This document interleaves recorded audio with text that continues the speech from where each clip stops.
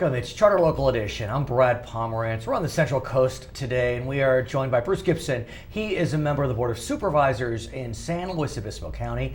And so I have to tell you, many Californians, including myself, are feeling a bit schizophrenic as it relates to water. We're not sure if we're supposed to be conserving it or what. We are supposed to be conserving it. I mean, I guess we were in a 4-year drought. But I think we still are in a 4-year drought. We are in a 4-year drought. Even though there's a lot of rain coming. It's hard. down. It's a little cognitive disconnect. Exactly, there. well stated. You know, so we see the rain coming down. We know that even one huge rain year is not going to solve many of the problems that we've seen created with this 4 years of extraordinary drought. And I actually learned, I'm kind of a wealth of irrelevant information, that if we were to make up for the last 4 years, we would need upwards of triple the rain. Right. And even with this great El Nino, which we anticipate, we may get maybe 2 times the amount of rain we would expect. So we're just not out of the woods. That's right. And there are lots of consequences of the drought. I think you and I have talked previously about dead trees. Right. Can we talk about that more, sir? Sure. Because I do want to talk about dead trees. Yeah. I know that recently you took a tour with Congresswoman Lois Capps, and you were focused on the area of Cambria. Unique community in Tell us many about, ways. for our viewers statewide, explain that community for us, where it is, and what you and the Congresswoman saw. So a community of about 6,000 people up on the north coast of our county that has been built in and around a unique stand of Monterey Pines, about 3,200 acres of Monterey Pines. Within that pine forest, there's only 3 of them in the state, I think. There are some 32 or 3,300 structures. We look at the consequence of the drought, we have probably half of the trees in that forest are dead at this point. Half. In some places, maybe 90%. There are, by conservative estimates, somewhere between 20 and 25,000 dead trees in Cambria. And when a tree is dead, does that mean it is standing? It's standing, or has fallen. And so this is again the consequence of an El Nino year. We shift from worrying about fire hazard, which we will have to come back to as we get to the dry season again, to the consequence of dead trees coming down on critical infrastructure like power lines, cutting off evacuation routes on roads. As I understand it, so the trees are dead, but they're still standing. Most of them are, yes. And so then what we see is the water starts to come down. The ground isn't necessarily able to absorb all the water because it's so dry. Is that accurate? Or just think that the ground absorbs a huge amount of water. A compromised root system. Either way, it's gonna cause a potential problem. So we're very active, working with grants coming from various state agencies and working with CAL FIRE, who has fire suppression responsibility along with the Cambria Community Services District to get as many dead trees out of there as quickly as possible. We've prioritized dead trees near the road right-of-way because they could fall on power lines, phone lines, block roads, but we're going to be working for 4 or 5 years and we need a considerable But here's the amount of question. money. It's raining now, It is. metaphorically speaking. Yes.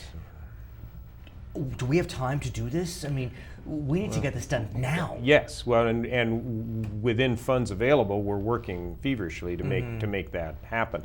So we're looking at what are the critical trees, critical to potential damage to houses, critical to potential infrastructure, and we are working to get those trees down. We're also doing planning on emergency response. How do we, in trying to work, they've got a great group going up in Cambria called the Fire Safe Focus Group that is trying to get word out to people that you need to be prepared, that you need to have a personal kit ready to go, and you need to know what's going on around you in terms of weather situations. I want to ask, as it relates to the tree question then, are we at risk of mudslides? I'm not really sure how the trees play into it, but I feel as if a tree comes down, it could cause a disruption in water flow that can then all of a sudden burst. Sure, possibly. I think that's more a concern in areas which have been burned by wildfire, and we had a fairly substantial one just north of San Luis Obispo Right, over near the summer. Cuesta. Yeah, the Cuesta fire, and so more we're looking at. Do we have bare earth now? In the Cambria situation, we have both the pine forest and the understory, the vegetation that's underneath the canopy of the trees. So those hillsides are still pretty well protected because they haven't burned. But we know this is an old story in California. Burn area followed by a wet year, we're going to have some significant impacts.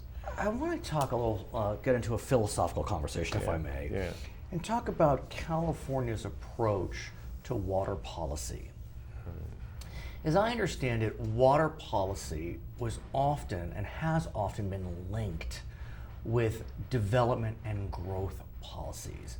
So as a way to limit development or create slow growth, leaders would avoid developing water supplies. So the evolution of this could fill hours of very interesting conversation. But if you roll back 100 years ago and look at the big water projects that city of Los Angeles started, draining Mr. Mulholland. Mr. Mulholland. Yeah, This Owens was Valley. about providing growth potential for Los Angeles, and they didn't stop just at the Owens Valley. Along with the taking water from the Colorado River and the state water project. So in the early part of the midpoint of the 20th century, it was all about developing water supplies so that cities and economies could grow. As we got into the later part of the 20th century and the environmental movement springs up, I think some questions came quickly to the fore. And in many communities, a slow growth or a no growth approach was coming to be more prominent, and one of the techniques of limiting growth was to limit the water supply. But that bit us. It Drought, may have bitten us. This drought showed us that the amount of growth we have seen relative to the water resources has put our margins rather thin, and so we're seeing communities. Again, Cambria has been through a lot of very challenging issues, but they faced the potential at the end of the last dry season, potentially not having potable water to pump. So they went through a $12 million project to get a brackish water desal plant up as an emergency water supply, and so they've staunched that for the moment. But do we need, or are we already, as you've said to me, decoupling growth from water? I think supply. Many in public service right now see that we need to decouple growth from water Even supply. those that would be described as environmentalists? Some environmentalists more than others. I think we need to, first of all, talk about reliability of water supply and resilience, because mixed into all of this in the 21st century, of course, is the questions of climate change. So, how are we going to take now 39 million people in the state of California and provide them a reliable water supply with a reasonable level of environmental impact? And so I think... And we have a housing crisis to boot. Yeah. I mean, so you couple all of this, we need 250,000 new homes every year, especially in coastal communities like San Luis Obispo County. And so it really all gets linked together. It's a very interesting time to be in public service. And so how would you say the Central Coast communities are addressing this? Various communities are dealing with it different ways. We talk about communities' water portfolios and having a diversified like Cambria, who has some desal, who has some state groundwater, water. and that they don't, because they're geographically isolated. I remember you told me that. They have to rely on very shallow creek aquifers, and now this desal plant, and that's it. City of San Luis Obispo, on the other hand, takes water from Nacimiento Reservoir, from the Salinas Reservoir. They have other options, and you mix that with state water, it's a very, very interesting He is situation. Bruce Gibson, member of the Board of Supervisors in San Luis Obispo County. Stay safe, stay dry. I'm Brad Pomerance. It's Charter Local Edition.